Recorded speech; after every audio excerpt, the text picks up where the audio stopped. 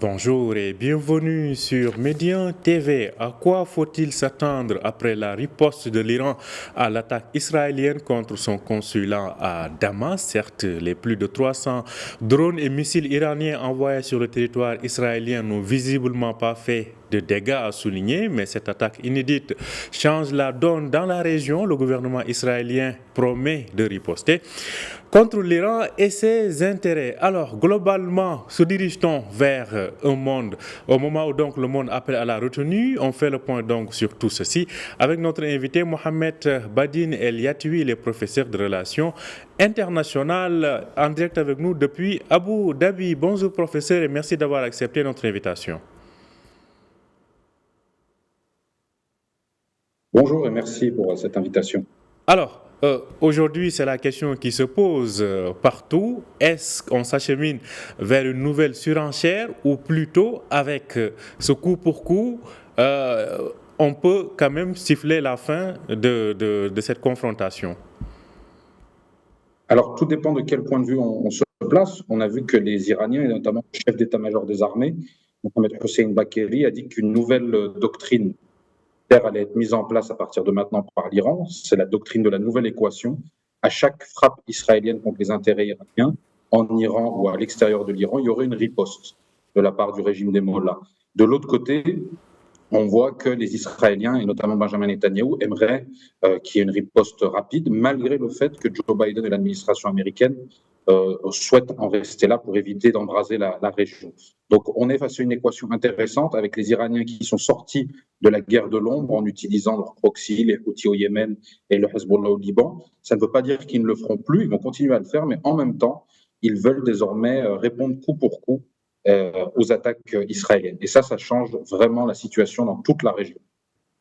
Alors, justement, quand on voit la situation, comme on le disait en introduction, l'attaque iranienne n'a pas fait de dégâts, en tout cas importants à souligner du côté sur le territoire israélien. Finalement, est-ce Israël a intérêt à surenchérir, hein, parce que c'est une riposte iranienne quand même, il faut le souligner, ou plutôt, disons, considérer que la victoire, ou plutôt le succès de son côté, du moment que cette attaque d'ampleur n'a pas eu d'impact. Ce que vous avez dit est très vrai, c'est qu'au final, on a très peu de cibles qui ont été atteintes. On parle de 80 et 90% des missiles iraniens qui ont été stoppés, soit par les Israéliens, soit par leurs alliés américains, français ou britanniques, qui les ont fortement aidés. Et les capacités de défense, notamment le dôme de fer, les ont beaucoup aidés, les Israéliens. Maintenant, la question, c'est que aussi bien en Iran qu'en Israël, on va avoir à l'intérieur de chaque structure étatique, à l'intérieur de chaque gouvernement, à l'intérieur du processus décisionnel, des acteurs qui vont pousser pour on va dire, se calmer et en rester là, et d'autres qui vont pousser pour une guerre. Si on se met à la place de Benjamin Netanyahou, s'il veut survivre politiquement, il doit continuer la guerre à Gaza et il doit aussi riposter face à l'Iran. C'est une question aussi d'honneur et de prestige pour les Israéliens, de la même manière que pour les Iraniens répondent suite à l'attaque de la représentation diplomatique en Syrie, c'était quelque chose d'important aussi vis-à-vis de leur opinion publique et vis-à-vis des opinions publiques régionales, comme une volonté de montrer que l'Iran est une puissance. Et Israël sera tenté, notamment Benjamin Netanyahou, de faire la même chose, de montrer qu'Israël est une puissance militaire et qu'elle ne peut pas accepter d'être attaquée de cette manière-là, même si 80-90% des missiles iraniens ont été stoppés avant de toucher leur cible. Alors, selon vous, si une nouvelle attaque israélienne allait se faire, est-ce que ce serait directement sur le territoire iranien ou bien à travers la Syrie ou le Liban ou encore le Yémen? Quels sont les scénarios qui semblent le plus probables? Le scénario le plus probable, si on se fie à ce que Benjamin Netanyahu souhaite faire depuis des années, ce serait attaquer le territoire iranien. Mais attaquer le territoire iranien, ça engendrerait des représailles beaucoup plus importantes que ce qu'on a vu ce week-end. Donc la question va se poser de savoir est-ce qu'on attaque des intérêts iraniens en Syrie ou bien au Liban ou ailleurs, en Irak par exemple, ou est-ce qu'on attaque directement le territoire? Je pense que Benjamin Netanyahu va être tenté d'attaquer le territoire iranien, mais il aura besoin du soutien américain.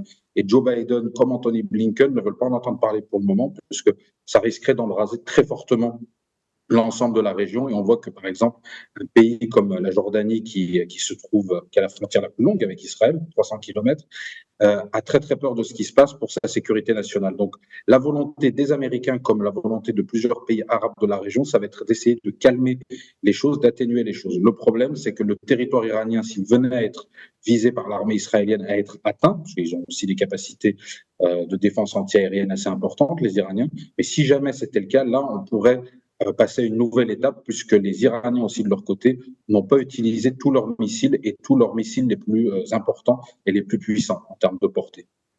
En tout cas, c'est à suivre. Alors, justement, on reste sur ce côté militaire avec les forces des uns et des autres. Justement, si vous pouvez développer davantage sur les capacités d'attaque et de défense des Iraniens et Israéliens.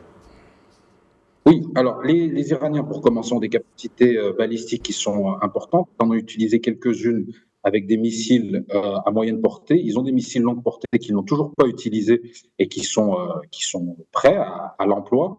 Ça a surpris beaucoup de monde puisque d'habitude, vu qu'ils utilisaient leur proxy, notamment le Hezbollah, ils utilisaient des missiles à très courte intensité, 70 kilomètres. Là, vu la distance entre l'Iran et Israël, ils ont des missiles qui peuvent atteindre jusqu'à 2000 kilomètres. Et là, ça change complètement la donne puisqu'on pourrait avoir de manière répétée, si jamais ça continuait, ça s'envenimait, des attaques depuis l'Iran jusqu'à Israël. Du côté israélien, on a un soutien américain qui est très fort, on a beaucoup de technologies, on a le dôme de fer qui est le plus connu, mais on a aussi une autre structure qui s'appelle Kela David, qui est aussi très importante et qui permet de protéger les Israéliens. Mais les Israéliens ont un avantage certain, qui sont les missiles de très longue portée, qui sont des missiles américains. Les Iraniens utilisent des missiles de production iranienne principalement. Et les Israéliens, eux, ont cette technologie américaine qui leur permet d'avoir des drones et des missiles beaucoup plus puissants, beaucoup plus précis aussi, avec aussi un autre avantage qui est la puissance nucléaire. Car si l'Iran a des capacités nucléaires mais ne les utilise pas, c'est au-delà de la dissuasion aussi parce qu'on ne sait pas si vraiment ils ont la capacité de produire des missiles nucléaires en quantité, alors que les Israéliens, eux, les ont. Et comme on le sait, le nucléaire est une puissance basée sur la dissuasion. Vous l'avez, votre ennemi là, personne ne l'utilise car on peut s'autodétruire. Là, la véritable question, c'est si l'Iran n'a pas la capacité de produire des missiles nucléaires assez rapidement et que les Israéliens les ont et souhaitent attaquer le territoire iranien, là, on passerait sur un autre niveau d'analyse et aussi un autre niveau de dangerosité pour l'ensemble de la région, puisque tout un tas de pays autour, le Liban, la Syrie, l'Irak, la Jordanie et même l'Arabie saoudite pourraient être directement ou indirectement impactés par l'utilisation de tels missiles. Alors, on sait que chaque partie peut-être compte sur ses soutiens, notamment Israël sur le camp occidental. Qu'en est-il de l'Iran par rapport à ses soutiens habituels? Alors, la Russie, qui est un des Iraniens, on l'a vu par exemple en Syrie, pour soutenir le régime de Bachar el-Assad. Les Russes, eux, souhaitent que la situation ne s'envenime pas. Pourquoi? Les Russes ont déjà un conflit à gérer, qui est le conflit russo-ukrainien, qu'ils ont même enclenché il y a maintenant bientôt 3 ans, plus de 2 ans. Et on a aussi en même temps les Russes, et notamment Vladimir Poutine, qui ont toujours eu cette capacité à parler avec tous les interlocuteurs, à la fois la Syrie de Bachar el-Assad et l'Iran des mollahs, à la fois la Turquie d'Erdogan et Israël, les monarchies du Golfe et tout un tas d'autres régimes de la région.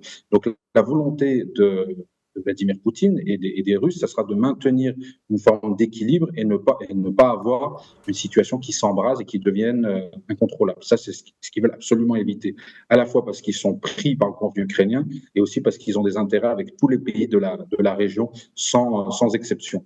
De l'autre côté, on a les Chinois qui, eux, ont fortement critiqué l'attaque israélienne la semaine dernière face au consulat. Les Chinois, eux, souhaitent maintenir des bonnes relations avec l'Iran. Il y a un partenariat économique sur 25 années qui a été signé l'année dernière. Donc, il y a une volonté de maintenir cela. Et pour cela, il faut de la stabilité. Il faut que l'Iran soit stable et puisse se développer. Donc, Chinois et Russes ont des positions différentes. Ce sera intéressant de voir comment cela va évoluer. Et au-delà des Chinois et des Russes, on voit que les principaux soutiens iraniens, c'est à ce moment-là régionaux, au niveau régional, on a la Syrie de Bachar el-Assad, mais qui se fait très discrète, car le pouvoir de Bachar el-Assad est très, très limité d'un point de vue territorial et il est très affaibli après 13 ans de guerre dans son pays. Et on a bien sûr les proxys comme le Hezbollah libanais ou les Houthis au Yémen ou certaines milices irakiennes qui se sont fortement réjouies de cette attaque iranienne qu'ils voient comme une forme de aussi prestige chiite et la volonté aussi de montrer que leur parrain est un parrain puissant. Ça les rassure et ça rassure l'opinion publique chiite dans un certain nombre de pays de la région, arabes ou non arabes. Mhm. Alors, si aujourd'hui on entrait dans cette surenchère, dans cette escalade entre Iraniens et Israéliens, quelles autres conséquences faudrait-il s'attendre? Vous avez évoqué notamment sur le plan régional, mais est-ce que ce sera une sorte de guerre d'usure ou plutôt de ces coups pour coups? Je pense qu'on n'aura pas une guerre d'usure. On ira plutôt vers une guerre coup pour coup qui pourrait s'intensifier et qui pourrait avoir des conséquences assez graves au-delà du conflit en lui-même et des répercussions pour les habitants, les civils des différents pays, ou bien pour les infrastructures des différents pays, parce qu'ils vont viser des sites stratégiques, des centres militaires, des centres de commandement, des laboratoires, etc. Mais l'autre conséquence risque d'être économique, parce qu'on voit que d'un côté, on a les Houthis qui sont soutenus par l'Iran, qui gênent le commerce international, pour ne pas dire plus, dans le détroit de Bab el-Mandeb, et la mer Rouge est fortement impactée depuis plusieurs semaines maintenant. Si jamais les Iraniens avaient la mauvaise idée de vouloir bloquer le détroit d'Ormuz, ça créerait un autre problème, puisque là, on aurait le pétrole du Golfe qui ne pourrait pas être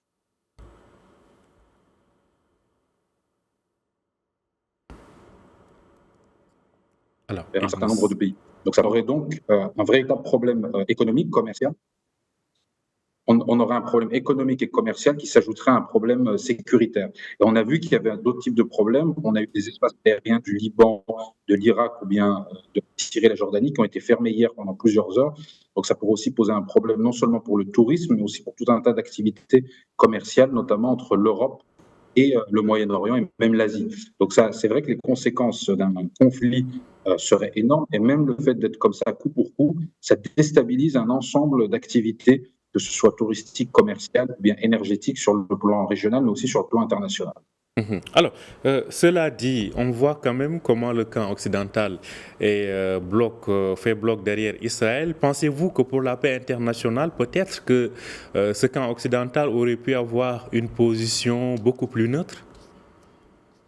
Le problème des Occidentaux depuis le 7 octobre et déjà avant, c'est l'alignement sur la politique israélienne de, on va dire, quasiment l'ensemble des gouvernements, à quelques exceptions près. On a vu par exemple les Espagnols et notamment Pedro Sanchez avaient une vision un peu différente, les Irlandais aussi, mais en grande majorité, les Européens comme les Américains, les Nord-Américains, sont alignés sur la politique du gouvernement israélien, ce qui pose problème et qui quelque part augmente les fractures entre le Nord et le Sud, Sud global, comme on aime à le rappeler, et qui, quelque part, se superpose aux tensions qui existaient déjà au moment du début du conflit russo-ukrainien. On avait vu que l'ensemble des Occidentaux soutenaient le président Zelensky et le Sud global était beaucoup plus divisé dans le soutien à l'Ukraine ou la neutralité, ou pour certains assez minoritaire, un soutien à Vladimir Poutine. Là, on est face à une situation qui est assez semblable mais inversée, où on a l'ensemble des Occidentaux qui soutiennent Israël, à quelques exceptions près, comme je viens de le dire, et le Sud global qui est beaucoup plus mitigé, sans vouloir soutenir l'Iran, bien entendu, pour la majorité d'entre eux, mais en même temps avec la volonté de défendre les droits des Palestiniens, puisqu'il faut se souvenir que ça part de ça. Et on voit comment l'Iran, quelque part, réussit à utiliser le malheur des Palestiniens pour augmenter, en tout cas tenter d'augmenter son importance, voire même son prestige sur le plan régional aux yeux de certaines personnes. Et ce genre de tensions, ce genre de crises qui peuvent aboutir à un conflit, ont des conséquences aussi bien en Afrique qu'en Asie ou en Amérique latine dans la vision que l'on peut avoir de la région et des tensions, des rivalités qui existent entre l'Iran et les autres acteurs. Mhm. Alors, ceci permet aussi de se demander sur la suite de la guerre à Gaza, parce que là, on sent que les choses montent en crescendo, vont crescendo. Pensez-vous que finalement, c'est encore Gaza qui risque d'être davantage victime de ce bras de fer entre Israël et Iran? Ben, le gouvernement comme l'armée israélienne ont bien souligné que l'opération à Gaza se poursuivrait et que malgré la pression de l'Iran, il n'y aurait pas d'accalmie. Et ça, c'est un véritable problème au niveau du droit international humanitaire, puisque la population palestinienne est déplacée, sans parler des morts et des blessés. On a un certain nombre d'infrastructures clés comme les hôpitaux qui ont été détruits et c'est un problème puisqu'on voit l'incapacité de la dite communauté internationale à essayer de résoudre ce problème, au moins stopper le gouvernement israélien. Et on voit de l'autre côté un fort soutien occidental, comme on l'a dit, à Israël dans cette tension qui existe avec l'Iran. Mais on voit aussi une chose, c'est que finalement la volonté iranienne de montrer les muscles est une volonté qui lui sert d'un point de vue national et qui n'a aucun impact concret pour protéger les Palestiniens. Alors, comment les pays de la région devraient-ils se comporter? On a vu qu'une bonne partie des missiles et drones ont été interceptés, en tout cas sur le territoire jordanien. Selon le président français, la France a agi, elle en tout cas, sur le territoire jordanien à la demande de la Jordanie. Comment ces pays de la région pourraient être appelés à se positionner à terme? Alors, le problème pour les pays de la région, notamment des pays arabes, c'est qu'on va voir les lignes de fracture qui existaient depuis un certain nombre d'années se révéler à nouveau. On va voir la Syrie qui va s'aligner derrière l'Iran. On va voir la Jordanie, qui est un pays qui a un traité de paix avec Israël depuis 1994 et qui, en même temps, a des relations très fortes avec le monde occidental. On sait qu'il y a des Français, des troupes françaises en Jordanie qui sont là pour protéger, les Américains, etc. Donc, on va avoir des lignes de fracture qui vont augmenter, les monarchies arabes vont devoir se positionner, les monarchies du Golfe. Et on a vu par exemple que l'Arabie saoudite, très très vite, a appelé au calme. L'Arabie saoudite ne souhaite pas d'un conflit généralisé. C'est pour ça que l'année dernière, elle avait signé sous l'égide de la Chine une sorte de paix froide avec l'Iran. Donc, elle ne veut pas que le conflit se généralise, car ça pourrait porter atteinte aussi bien à l'économie des pays arabes de la région qu'à leur sécurité. Et la Jordanie risque d'être le pays le plus impacté de par sa position géographique et aussi par, quelque part, sa faiblesse stratégique, puisqu'elle aura besoin du soutien occidental, et ça risque de lui poser un problème en interne, puisqu'il faut le rappeler, la moitié de sa population est palestinienne ou d'origine palestinienne. Donc, si l'Iran arrive par son discours et sa volonté de promouvoir ses intérêts, si elle arrive à convaincre certaines opinions arabes, opinions publiques, qu'elle le fait pour défendre les Palestiniens, bien que ce ne soit pas le cas, là, ça risque de poser un problème de stabilité interne à un certain nombre de pays, au premier rang desquels la Jordanie, bien sûr. C'est à suivre donc. Merci à vous, Mohamed Badine El Yatoui. Je rappelle que vous êtes professeur de relations internationales. Merci d'avoir accepté notre invitation. Merci à vous. Bonne journée. Bonne journée. Merci à vous aussi de nous avoir suivis. Je rappelle que vous pouvez retrouver cet entretien sur notre site www.medianews.com. Bonne journée, bonne suite de programme sur Média TV.